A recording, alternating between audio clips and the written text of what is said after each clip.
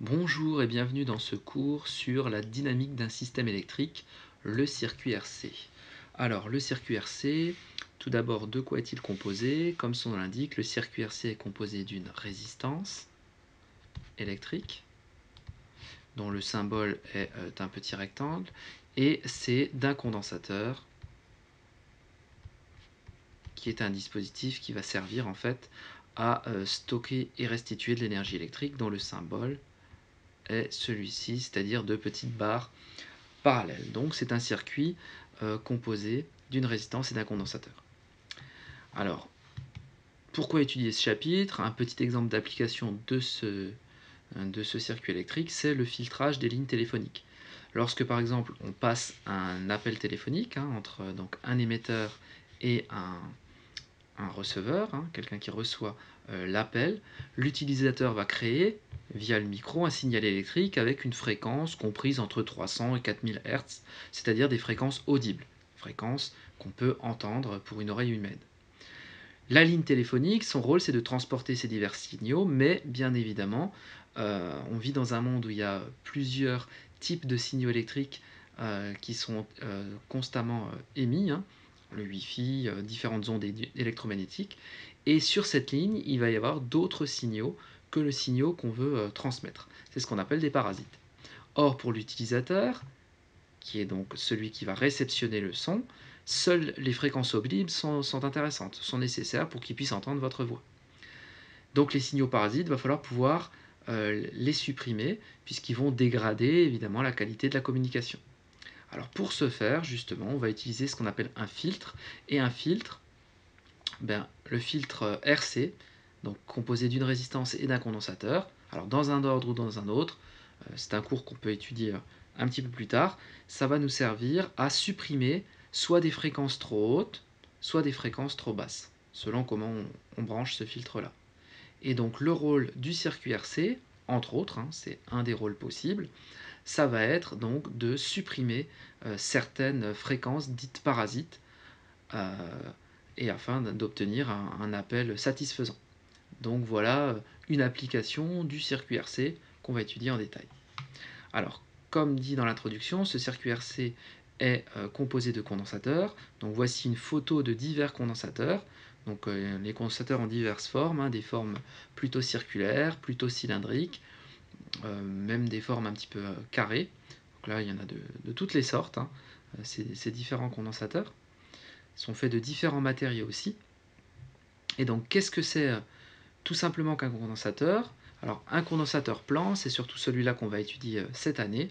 Il est constitué de deux armatures, ici, en regard, c'est-à-dire qu'elles se regardent l'une l'autre, et qui sont séparées par, ici, un isolant électrique. Donc la représentation symbolique, c'est tout simplement, ici, deux petits traits parallèles qui symbolisent les deux plaques en regard, l'une par rapport à l'autre. On oriente dans un circuit les différentes tensions et intensités qui traversent le condensateur de la façon suivante. Donc, admettons qu'on appelle QA la charge de la première armature, donc voici la première armature, QB la charge de la deuxième armature, en supposant que QA est positif, puisque l'intensité arrive, or l'intensité va du plus au moins à l'extérieur du générateur. Donc ici on a des charges positives, ici des charges négatives. Eh bien, en appelant la tension UAB, donc ça c'est la tension UAB, pointe de la flèche en A, voici le point A, talon de la flèche en B. Donc la tension UAB, c'est la tension borne du condensateur. Elle est comptée ici positivement dans ce qu'on appelle la convention récepteur. La flèche tension et la flèche de l'intensité sont opposées l'une par rapport à l'autre. Flèche intensité et flèche tension opposées l'une par rapport à l'autre, et auquel cas la tension UAB est comptée positive, donc la flèche tension est orientée vers l'armature où arrive le courant. Le courant, il arrive bien ici, et évidemment les électrons, ils arrivent de l'autre côté. Donc ça, c'est évidemment ce qu'on appelle la convention récepteur. Alors, qu'est-ce qu'on appelle la capacité d'un condensateur? Eh bien, la capacité d'un condensateur, c'est finalement la constante de proportionnalité entre la charge et la tension électrique, tension électrique qui n'est rien d'autre qu'une différence de potentiel. Donc cette capacité, elle vaut Q, la charge, qui est en coulomb. Donc l'unité, c'est les coulombs. U, c'est la tension électrique, dont l'unité est le volt. Et la charge, eh bien la capacité, pardon, elle sera exprimée en farad, avec un F majuscule pour l'unité. Donc pratiquement, la capacité informe sur l'aptitude, très important, du condensateur à accumuler de l'énergie lorsqu'il est soumis à une tension continue. Plus la capacité est grande, plus il est capable d'accumuler de l'énergie. Donc cette capacité dépend des paramètres géométriques des armatures du condensateur. Alors, ici, vous avez trois exemples. Un condensateur plan, où on voit qu'il va y avoir des charges, par exemple des charges positives sur cette plaque et des charges négatives sur la plaque inférieure. Un condensateur cylindrique, avec par exemple des charges positives sur cette partie du cylindre et des charges négatives ici dans le centre d'un autre cylindre. Et un condensateur sphérique, une sphère par exemple négative et une autre sphère positive, les tout séparés par un isolant.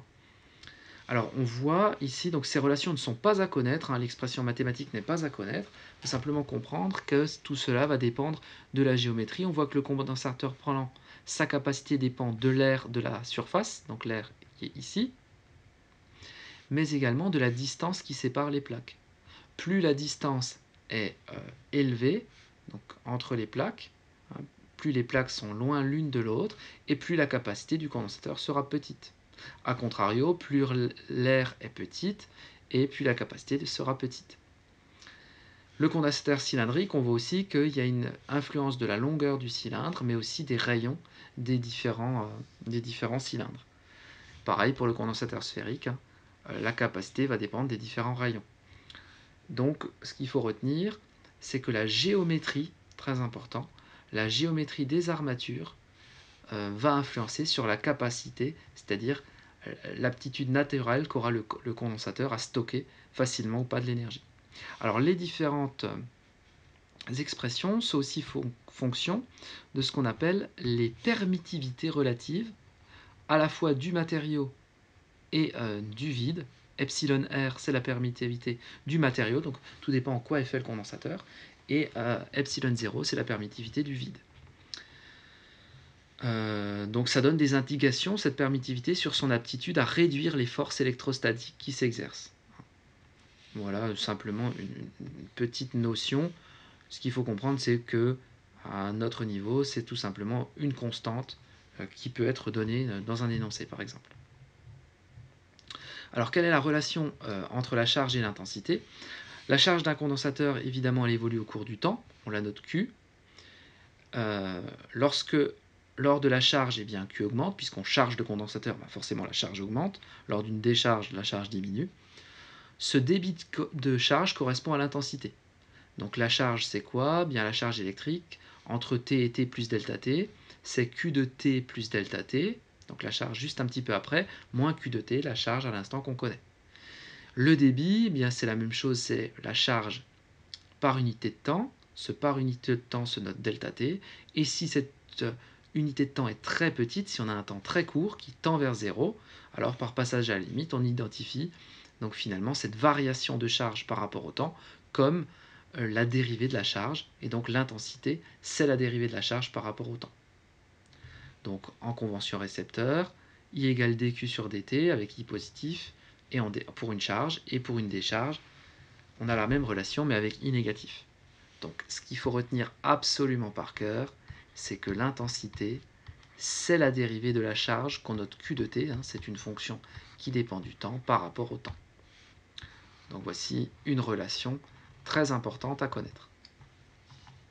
Les unités, la charge comme toujours elle est en coulomb, donc la charge est en coulomb, le temps est en secondes, et l'intensité bien évidemment en ampères dans les unités du système international. Si la charge ne varie pas, l'intensité est nulle puisque la dérivée d'une constante est bien nulle, et auquel cas le condensateur se comporterait comme un isolant. Intéressons-nous à ce qu'on appelle l'effet capacitif d'un condensateur. Donc considérons le petit circuit suivant, donc un générateur, un ampèremètre, une lampe et un condensateur, et le tout avec un interrupteur. Lorsque l'interrupteur K se ferme, eh bien, on constate que la lampe qui est ici s'allume puis s'éteint progressivement.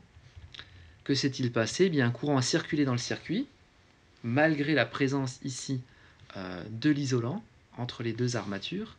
Donc les deux armatures, et voici l'isolant qui est situé ici. Alors que s'est-il passé? Eh bien, tout simplement, le générateur a fait circuler les électrons de l'armature A vers l'armature B, et les charges négatives donc se sont accumulées sur l'armature B progressivement. L'armature A ayant moins d'électrons, il y a eu un déficit de charge, et donc elle s'est chargée positivement, progressivement, alors que l'armature B se charge négativement. On a ainsi des charges qui se sont accumulées. On a chargé donc le condensateur, et bien évidemment, une tension électrique aux bornes du condensateur, donc aux bornes de A et B, est apparue. Donc une fois qu'on a dit charger le condensateur, on obtient ça. Plein de charges positives sur la plaque A, plein de charges négatives sur la plaque B. On a une intensité du courant qui s'est annulée, et le condensateur est dit chargé. Il stocke de l'énergie électrique. Donc on a de l'énergie potentiellement ici qui peut se libérer. Bien évidemment, quand on va décharger le condensateur, cette énergie va pouvoir se libérer et faire briller à nouveau la lampe. On peut utiliser toutes les lois classiques, qui sont les lois d'additivité des tensions, qui vont nous donner que la tension borne de la résistance plus celle du condensateur, c'est égal à la tension du générateur. La tension de la résistance, c'est RI, c'est la loi d'Ohm. La tension aux bornes du condensateur, c'est UC. Et donc on a cette relation qui est vraie, qu'on appelle la loi de May à un instant t.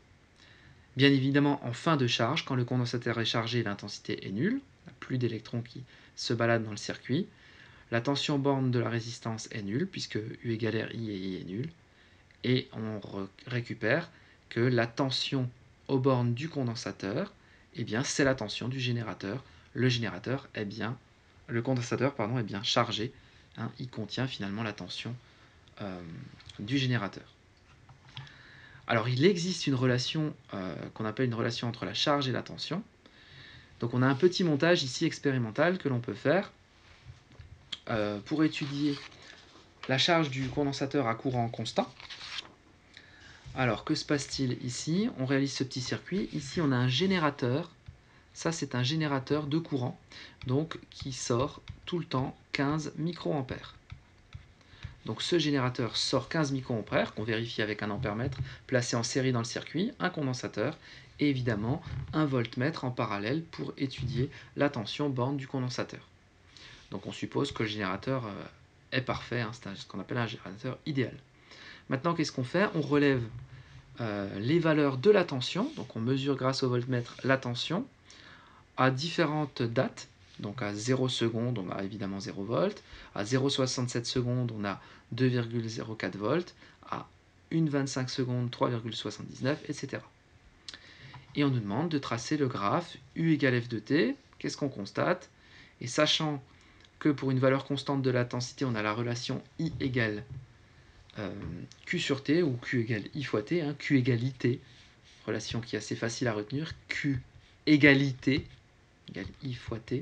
Autrement dit, la charge, c'est l'intensité fois le temps. L'intensité, on la connaît. Le temps, eh bien, on l'a fixé, donc on va pouvoir calculer la charge. Il suffit de multiplier tous les temps par l'intensité, et on pourra ainsi tracer les différentes grandeurs. Donc, on va d'abord compléter le tableau. Donc, Q, eh bien, c'est I fois T. I, donc, c'est 15 microampères. C'est écrit là. Et on multiplie à chaque fois par le temps. Alors, si on veut en coulomb, bien évidemment, il faut convertir les 15 microampères en ampères. Micro, c'est 10-6. Ensuite, on pourra tracer le graphe Q en fonction de U et établir une relation entre la charge et la tension. Alors, j'ai ici effectué le calcul. Donc pour calculer Q, j'ai tout simplement fait I fois T. avec bien évidemment I qui valait 15, 10-6, puisque c'est des microampères. Le temps, à chaque fois, il est donné dans les différentes valeurs, et voilà ce qu'on obtient. Ensuite, on trace la tension, donc U, en fonction du temps. On constate qu'on a une fonction linéaire, donc U est proportionnel au temps. C'est ce qu'on peut conclure. Donc la tension bande du condensateur est une fonction linéaire du temps. Donc la tension est proportionnelle au temps. Si on trace la charge, puisque c'est ça qui nous intéresse, donc ici on a tracé Q en fonction de la tension U. Là encore, on constate qu'on a une droite qui passe par l'origine.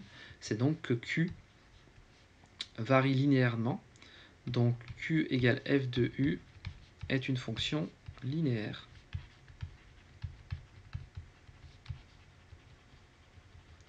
On peut donc dire que Q est proportionnel à U. Et la constante de proportionnalité, eh bien, c'est ce qu'on appelle la capacité du condensateur, qu'on note C. Donc Q, c'est la capacité, et donc elle correspond ici au coefficient directeur de cette droite, qu'on peut facilement déterminer. Donc soit on utilise un tableur pour calculer l'équation, type Régressi ou Excel, soit on choisit 2 points, et puis on calcule le coefficient directeur en choisissant 2 points, par exemple un point et un point B. Et donc la capacité, ce sera YB moins YA sur XB moins XA. Donc moi je l'ai fait avec un tableur, et on trouve quelque chose comme coefficient directeur du style 5 fois 10 moins 6 farad, puisque c'est l'unité associée à cette fameuse capacité du condensateur. Donc on a un condensateur de 5 microfarads de capacité ici qui a été testé. Donc en conséquence, on peut dire que la charge et la tension, donc la charge Q et la tension U, aux bornes d'un condensateur sont des fonctions continues du temps, puisqu'on a ici des fonctions linéaires. Alors qu'appelle-t-on l'effet capacitif d'un condensateur? Eh bien, les capteurs capacitifs, ce sont des condensateurs ouverts où règne un champ électrique entre le capteur et une paroi extérieure. Et puis, lorsqu'on vient dans cette zone-là, donc où règne un champ électrique, y interposer un objet, eh bien, on modifie le champ électrique, et donc la capacité du condensateur est modifiée. Alors l'objet, ça peut être un objet qu'on veut détecter, ou ça peut être simplement le doigt qu'on va positionner, par exemple, sur un écran tactile, type écran de smartphone. Et en faisant ça, on modifie le champ électrique, ce qui va avoir pour effet de modifier bien, la capacité du condensateur. Voilà, et ensuite, bien évidemment, on va avoir un contrôleur qui va permettre de détecter la position et donc l'action qui va être menée à travers le geste, le mouvement du doigt. Donc ces capteurs capacitifs utilisent cette fameuse capacité des condensateurs. Alors intéressons-nous plus précisément au dipolaire C, et donc notamment à la réponse d'un dipolaire C à un échelon de tension, c'est-à-dire quand on met une tension, donc rapidement, on passe rapidement, ce qu'on appelle un échelon, c'est un passage rapide d'une tension nulle, donc pas de tension, à tout d'un coup, paf, une tension. Donc vous avez un générateur qui est éteint initialement, et tout d'un coup, clac, brutalement, vous le faites passer à 6 volts ou 12 volts. Voilà ce que ça veut dire. Alors on va faire le montage, donc étudier le montage d'un dipolaire C en série, donc alimenté par un générateur idéal, donc c'est-à-dire un générateur qui va délivrer une tension constante, quelle que soit la valeur de l'intensité dans le circuit. On suppose qu'il n'y a pas de résistance dans le générateur. Donc on a le générateur parfait, une résistance, un condensateur. Alors ce petit symbole en râteau, c'est ce qu'on appelle la masse. Donc la masse de l'appareil, des appareils de mesure. Et YA et YB, donc ça c'est ce qu'on appelle les voies de l'oscilloscope. Donc tout ça, ce sont deux voies, donc ça va nous permettre de voir à la fois finalement ce qui se passe au niveau de l'intensité grâce à l'oscilloscope, et ce qui se passe au niveau du condensateur, puisque c'est le dispositif qu'on étudie. Donc là, j'ai choisi une résistance de 100 ohms et un condensateur de capacité 0,12 microfarad. Petite astuce, pour mesurer à la fois la tension borne du générateur, donc de basse fréquence GBF, et du condensateur, U, on place dans un premier temps la masse entre les deux composants, donc on place la masse, et ensuite on place les deux bornes de l'oscilloscope, donc on verra bien évidemment plus en détail en TP, de chaque côté, comme c'est indiqué sur le schéma. Et comme ça, on a une tension U positive. Alors, qu'est-ce qu'on obtient comme diagramme? Alors, ici, on obtient ce qu'on appelle la courbe de Charge, ici. Donc, on voit que la tension ici, eh bien, elle varie de façon croissante et de façon continue au cours du temps. Donc, on n'a pas de variation donc brutale, donc on peut l'écrire, la tension ne subit pas de variation brutale.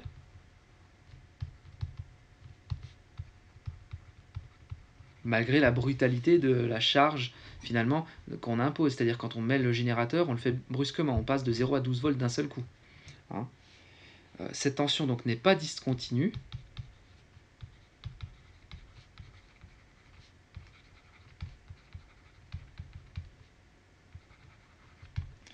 On peut dire qu'elle varie progressivement.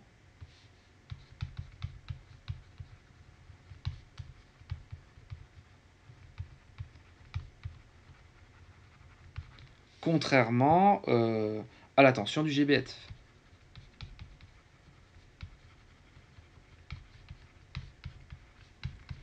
Alors GBF, générateur basse fréquence. Et qui va prendre une valeur instantanée, quoi. Elle passe de 0 à 12 volts ou 0 à 6 volts. Voilà, c'est ce qu'on peut dire. Alors ensuite, on nous demande comment procéder pour visualiser l'intensité qui circule dans le circuit à l'aide de l'oscilloscope. Et bien pour ça, il suffit de mesurer. Donc, il suffit de mesurer la tension aux bornes de la résistance.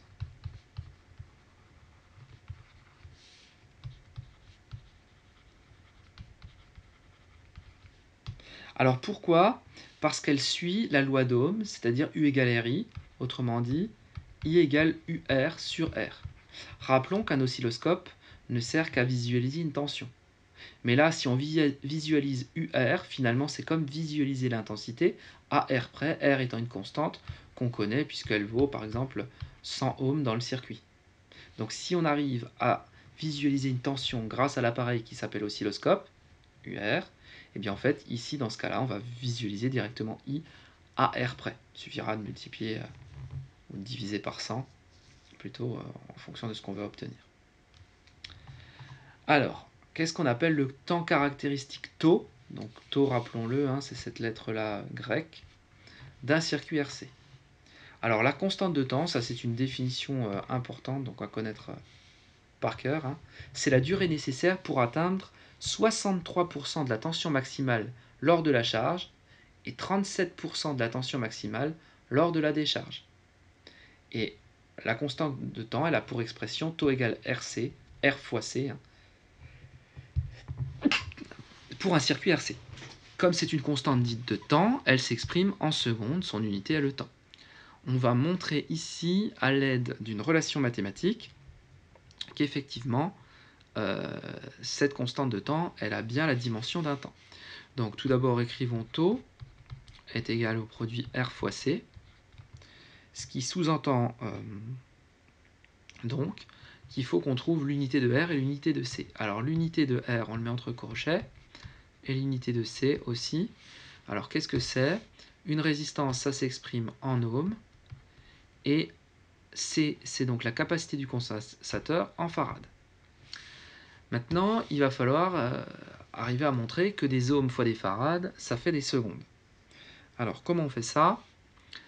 Eh bien, il faut qu'on trouve des relations où il y a les ohms et il y a les farads dedans. Alors, qu'est-ce qu'on connaît comme relation? On connaît la loi d'Ohm, U égale RI. Si on l'écrit en termes d'unité, c'est-à-dire l'unité de U, l'unité de R, l'unité de I, U, bah, c'est une tension, c'est en volts, R, c'est des ohms, et I, c'est des ampères. Ça implique donc que des ohms, c'est des volts sur des ampères. Donc je peux remplacer ohm par volt sur ampère. Maintenant, le problème, c'est bien évidemment les farads. Donc il faut que je trouve une relation où j'ai la capacité du condensateur.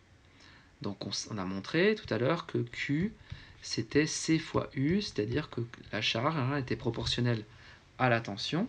Si on écrit cette équation avec les unités associées, eh bien Q, c'est la charge, c'est en coulombs, c'est donc égal à C, ce sont des farads, et l'unité de U, c'est des volts. Ça implique donc que les farads, c'est des coulombs divisés par des volts. Donc je peux remplacer farad par des coulombs sur des volts. Là, je vois dans mes simplifications que j'y suis pas tout à fait, puisque les volts vont se simplifier. Par contre, j'ai des coulombs sur des ampères. Donc il me faudrait une dernière relation qui me permette de simplifier tout ça. Une relation où je vois des coulombs et des ampères. La dernière relation qu'on n'a pas utilisée, c'est I égale dQ sur dt. Si on l'écrit en termes de dimension, eh bien I c'est des ampères, Q c'est des coulombs, et le temps c'est en secondes. Donc finalement, je peux remplacer les coulombs par des ampères fois des secondes. Si je fais ça ici, j'ai donc des ampères fois des secondes fois 1 sur ampère. Et donc les ampères se simplifient, et en termes de dimension, il me reste des secondes. Donc l'unité de taux, c'est bien la seconde. Donc voilà comment démontrer que la constante de temps a bien la dimension d'un temps, dont l'unité est la seconde. Alors comment on détermine maintenant graphiquement la constante de temps, cette fameuse constante de temps RC? Donc il y a une méthode très simple, bien évidemment à connaître par cœur. On trace la tangente à l'origine, on détermine le point d'intersection avec la droite d'équation U égale E, et on projette ce point sur l'axe des abscisses. Donc voici la courbe de charge, la courbe qui est modélisable par une fonction exponentielle, on verra ça tout à l'heure. On trace ici la droite U égale E, donc U égale E, c'est par exemple qu'on avait un générateur 6 volts, donc ça c'est la tension du générateur qui alimente le circuit. Donc on trace cette droite, on trace la tangente à l'origine, et l'intersection ici, on fait le projeté orthogonal, on a le tantôt. Donc voilà le tantôt, il est là, on n'a plus qu'à le lire, et on sait que ce tantôt, il vaudra R fois C. Donc si on connaît la valeur par exemple de R, on pourra en déduire la valeur de la capacité du condensateur. Donc voilà une méthode très simple pour trouver la valeur du tantôt. Alors qu'est-ce qu'on considère? Eh bien ce tantôt, donc on le refait ici pour une charge, on voit qu'on a ce qu'on appelle un régime transitoire, c'est-à-dire un régime où on voit que la tension elle augmente jusqu'à arriver, la tension du condensateur, jusqu'à arriver à la tension du générateur qui vaut E, donc par exemple les 6 volts, si on reprend ce qu'on avait dit là, eh bien on considère donc avec cette méthode, si on trace la tangente et l'asymptote d'équation y égale E, ici on a le tantôt, donc le tantôt il est là, eh bien on considère que le condensateur est parfaitement chargé, c'est-à-dire chargé à 99% au bout de 5 taux. Donc ce temps-là, on le reporte 5 fois, une fois, deux fois, 3, 4 et 5 fois. Donc à chaque fois, il y a le tantôt ici qui s'est écoulé. Et bien au bout de 5 taux, on peut considérer que dans cette zone-là, on a atteint le régime permanent, c'est-à-dire que le condensateur il est chargé à sa valeur du générateur, 6 volts par exemple. Voilà, donc au bout de 5 taux, on considère qu'on est à 99% de la charge. Donc cette zone-là s'appelle le régime transitoire, et on peut démontrer qu'on a donc les 63% ici, quand finalement t égale taux. Donc au bout de taux, on est à 63% de E, donc 63% de 6 volts, 2 taux 86%, 3 taux 95%, 4 taux, etc. Alors ça, on pourra facilement, quand on aura l'équation de la charge, le démontrer, hein. Petit calcul mathématique. Alors quelle est l'influence de la valeur de la résistance sur la charge d'un condensateur? Eh bien on voit avec les différentes courbes qui sont ici, la courbe noire, bleue et rouge, quand on fait varier les résistances, donc la courbe rouge c'est une résistance faible, la bleue c'est une résistance moyenne, et la noire c'est une résistance élevée. Eh bien qu'est-ce qu'on peut constater? Si R augmente,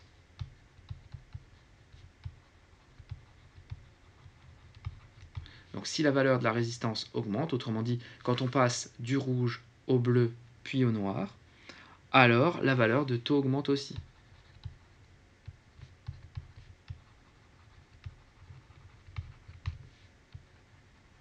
Taux qui est le produit R fois C. Donc la durée de la charge sera plus longue. Autrement dit, on met plus de temps à charger le condensateur.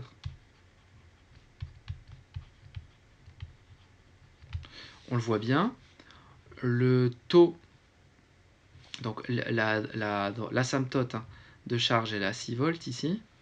D'accord. Si on trace la tangente ici à l'origine, voilà le taux rouge. Le taux pour le bleu, ben, il est là. Et entre là et là. Et puis le taux du noir, de la courbe noire, elle est ici.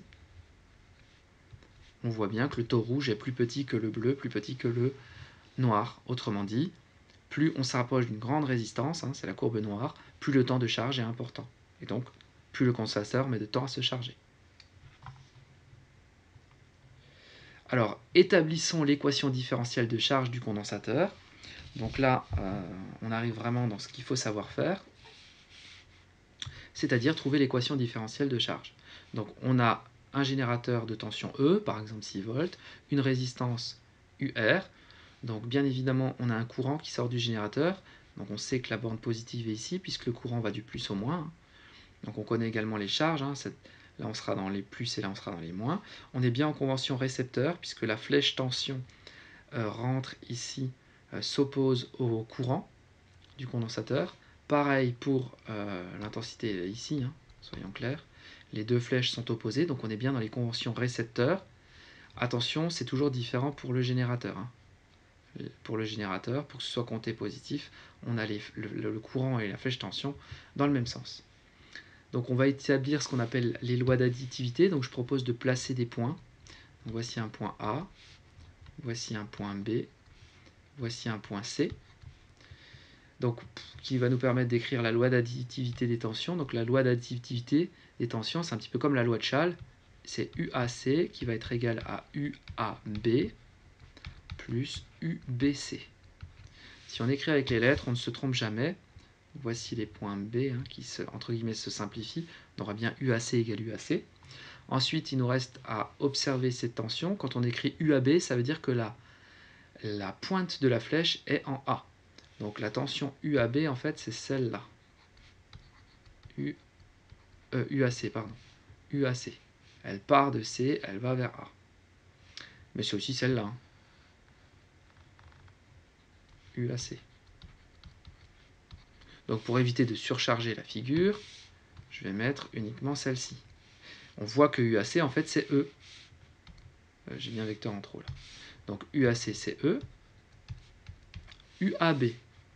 UAB, pointe de la flèche en A, étalon de la flèche en B. Ah, bah c'est la même chose que UR. Donc UAB, c'est UR. Et UBC, pointe de la flèche en B. Ah, bah UBC, c'est U. C'est-à-dire la tension borne du condensateur. Donc là, on a déjà écrit la loi d'additivité. Maintenant, il faut faire appel aux diverses lois d'électricité qu'on connaît, qu'on a appris dans le cours. Eh bien, UR, c'est une tension borne d'une résistance, c'est R fois I, U égale RI, c'est la loi d'Ohm. Et UC, c'est la tension borne du condensateur, on la connaît. Or, d'après le cours, l'intensité, I égale dQ sur dt. C'est la dérivée de la charge qui dépend du temps par rapport au temps. De même, Q, la charge Q de T, elle est proportionnelle à la tension borne du condensateur. Q égale Q, hein, Q égale CU, C fois U. Donc si j'injecte, je remplace Q de T par cette expression, voilà ce qui me reste dans l'intensité. Bah, I, c'est la dérivée de C fois U de T sur dt. La capacité du condensateur est une constante. On peut donc la sortir de la dérivée. Il reste donc C fois la dérivée de Q, de U, pardon, excusez-moi, la dérivée de U par rapport au temps. U étant la tension du condensateur.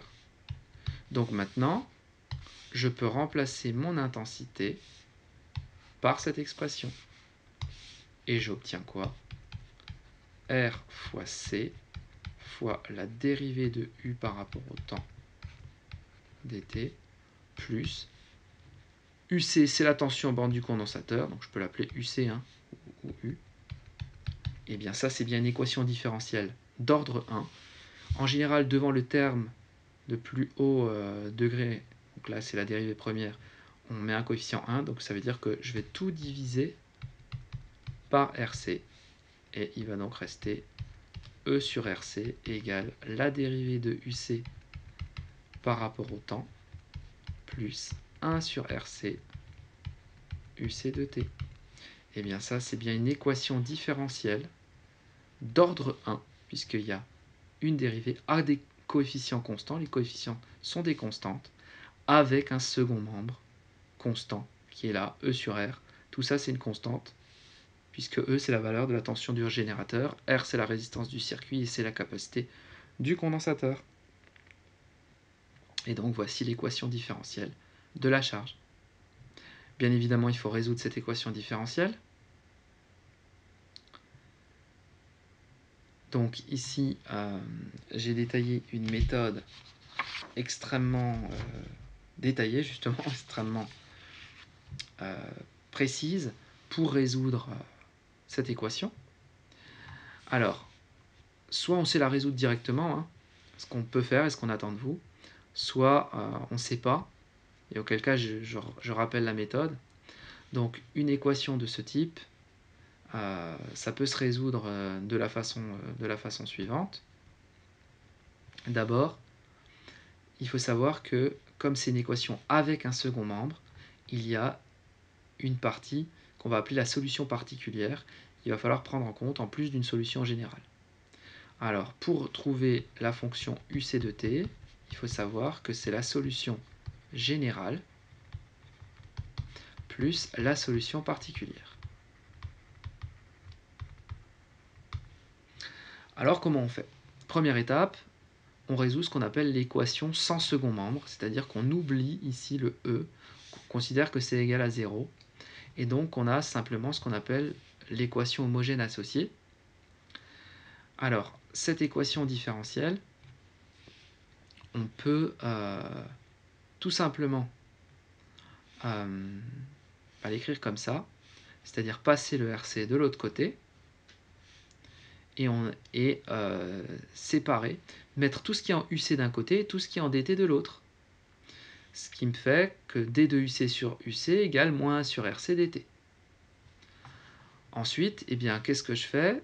Je vais chercher des primitives et je me pose la question, quelle fonction, finalement, si on la dérive, on obtient la dérivée de UC sur UC.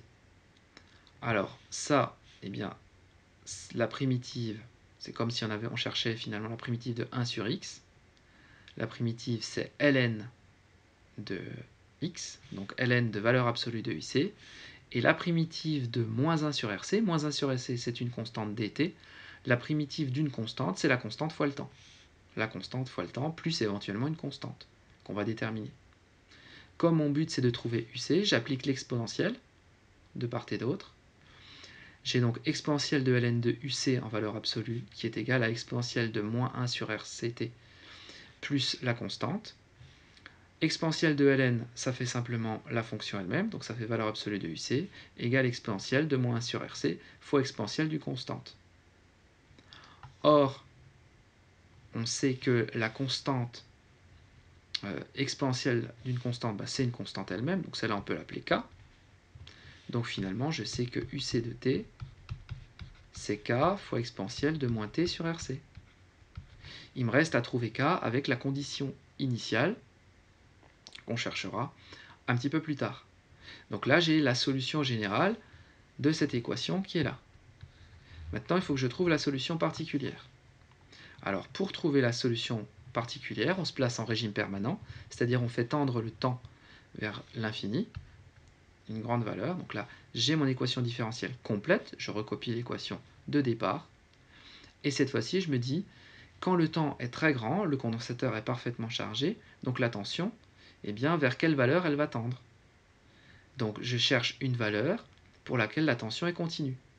Autrement dit, UC est une constante. Si UC est une constante, eh bien la dérivée de la constante vaut 0. Donc ce terme-là disparaît. Celui-là aussi, il reste UC égale E. Autrement dit, ma solution particulière, c'est UC égale E.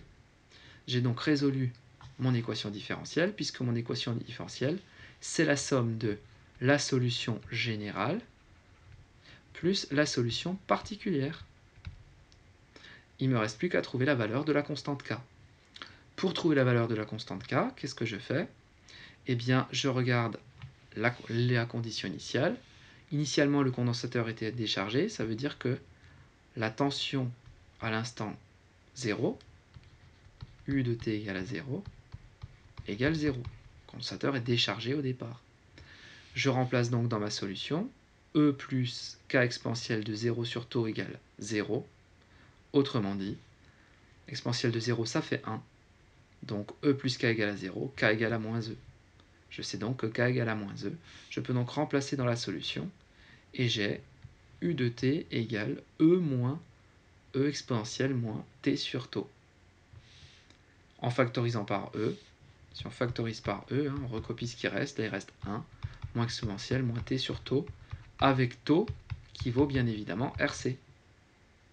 J'ai l'équation finalement de ma courbe. Donc la courbe de charge qui a cette allure-là, donc UC en fonction du temps. L'équation, c'est celle-là, E exponentielle, E facteur de 1 moins exponentielle, moins t sur taux. Donc voilà pour cette petite équation. Alors une petite question maintenant qui consiste à déterminer la valeur de la tension U de t quand t égale taux. Eh bien, on vient de démontrer que U de t, c'était E facteur de 1 moins exponentielle moins t sur RC, t sur taux. Si maintenant on calcule U de taux, donc je remplace t par taux, il reste E facteur de 1 moins exponentielle moins taux sur taux. Taux sur taux, ça fait 1. Exponentielle de moins 1. Si on calcule cette valeur, numériquement, donc là il suffit de prendre une calculatrice et de taper cette valeur, on va trouver 1 moins 0,37, ce qui correspond à 0,63 fois E. Et si E vaut 1, eh bien 1 fois 0,63. Autrement dit, 63%. Et voilà ce que j'avais expliqué tout à l'heure. On peut considérer que lors ici d'une charge, quand on se place, donc ici U en fonction du temps, UC, tension bande du condensateur, si je trace ici ma tangente horizontale, mon asymptote horizontale à taux, eh bien lorsqu'on se place donc ici, quand on est à cette valeur, le condensateur est chargé à 63% de la valeur de E, E étant cette valeur-là. Ensuite, on peut justifier le fait que l'on peut considérer le condensateur comme complètement chargé quand taux égale 5 taux. On refait exactement le même raisonnement. On calcule U de 5 taux, c'est-à-dire E facteur de 1 moins exponentielle moins 5 taux sur taux.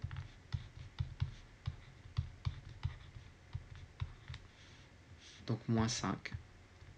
Avec une calculatrice, on peut faire une valeur approchée, et là on se rend compte qu'on a 0,99. Autrement dit, 99% de la valeur de E. Donc le condensateur est bien chargé.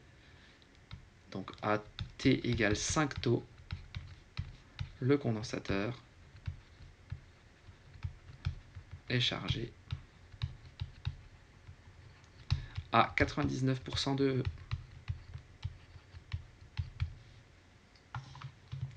Voilà pour cette démonstration.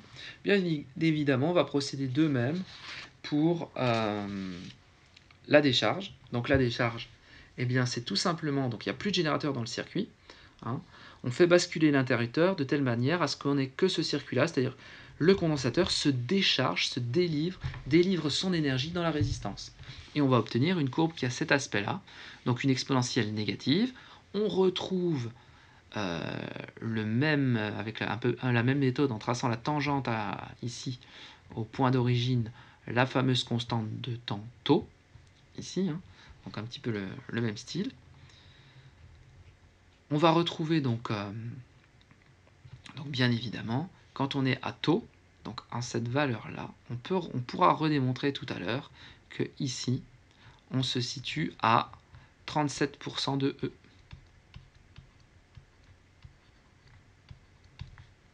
À 2 taux, donc 2 fois cette valeur-là, on se situe à 14% de E, et ainsi de suite.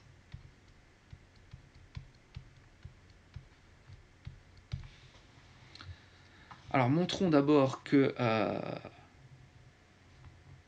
l'équation différentielle, c'est celle-là. Donc comme tout à l'heure, hein, on peut choisir deux points, point A, un point B. Est-ce qu'il y a besoin de prendre un point C? Bon, là on se rend compte que en fait, d'un point de vue électrique, tous ces points sont les mêmes. Et puis, d'un point de vue électrique, tous ces points sont les mêmes puisqu'il n'y a rien entre.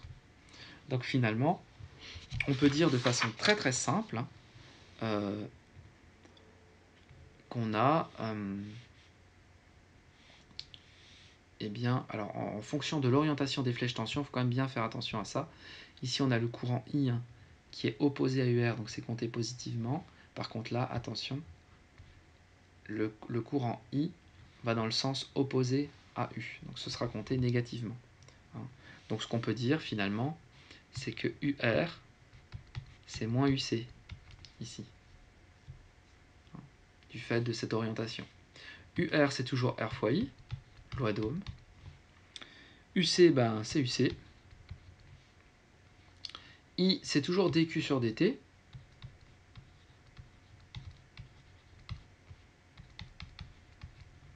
Et Q, c'est toujours CUC. Donc je peux remplacer Q par... C'est la même démonstration que tout à l'heure. Hein. C'est vraiment la même. Comme C est la capacité du condensateur et c'est une constante, je peux la sortir de l'intégrale. Il va donc rester RC d de UC sur dt. Et puis le UC, je peux le passer de l'autre côté, donc plus UC égale à 0. Et j'ai une équation différentielle d'ordre 1 à coefficient constant, mais sans second membre cette fois-ci. Donc on peut, comme souvent, hein, on peut aussi l'écrire comme ça, si on ne met rien devant ce terme-là.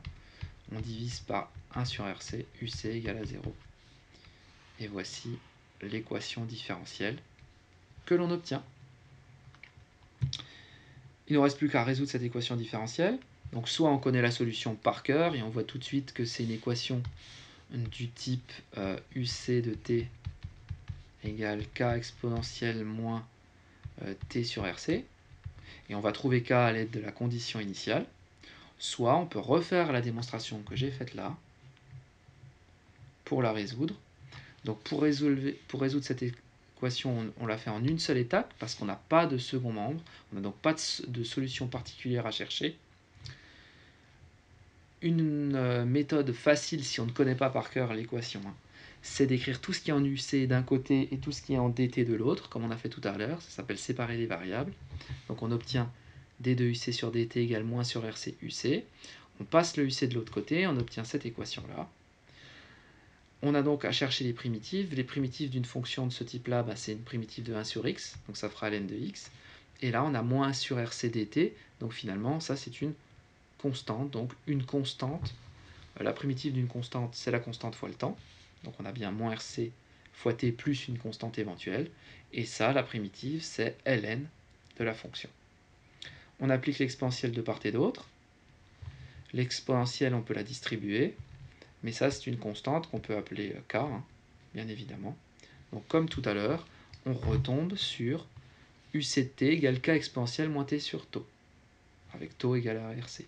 Pas de solution particulière, puisqu'il n'y avait pas de second membre. On détermine k. Pour cela, on garde les conditions initiales. La condition initiale, c'est que u de 0 vaut e, car le condensateur est chargé. Initialement, on l'avait chargé, puisque d'abord on l'a chargé et ensuite on l'a déchargé. Donc, à l'instant 0, juste avant de basculer l'interrupteur, la tension du condensateur est de 6 volts, si E égale à 6 volts. Donc, grâce à ça, je remplace dans l'équation ici. Donc, j'ai K exponentielle de 0 sur tau. Exponentielle de 0, ça fait 1, donc j'ai K égale E. Là, finalement, la solution, et voilà la solution de la décharge, c'est U de t égale E exponentielle moins t sur tau. Si on trace cette fonction-là, on a une fonction de ce type, en fonction du temps. Donc ça, c'est bien une fonction uc de t égale E exponentielle moins t sur tau, avec tau qui vaut rc. Là encore, si on veut démontrer qu'on a 37% quand on est à tau ici, il suffit de remplacer t par tau. Exponentielle de moins 1, ça fera 0,37, et donc on a montré qu'on a 37% de E. Voilà pour ce cours. Bon courage et bonne étude!